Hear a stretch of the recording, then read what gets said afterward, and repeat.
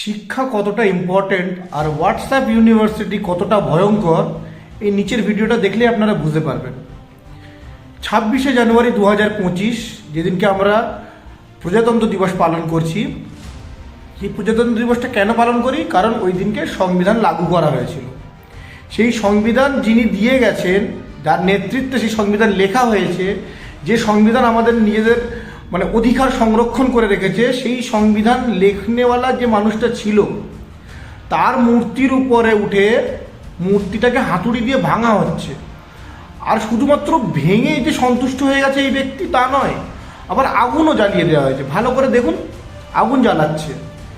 তো যে মানুষটার জন্য তুই নিজের রাইট পাচ্ছিস, এই দেশে স্বাধীনভাবে বাঁচার অধিকারগুলো পাচ্ছিস, সেই মানুষটার প্রতি এতটা অসম্মান কোথা থেকে পেলি ভাই? কারা তোরা? বি আর আম্বেদকর ভারতবর্ষের সংবিধান লিখে গেছেন, আমরা তাকে বাবা সাহেব আম্বেদকর বলি, ঠিক আছে?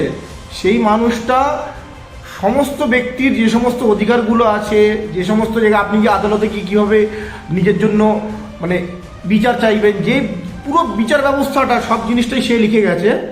আর তার প্রতি এতটা অসম্মান কি করে আসে মানুষের মধ্যে এইভাবে? তো লেখাপড়া শেখা খুব দরকার, না হলে এইভাবে জাহিল জানোয়ার তৈরি হবে মানুষ।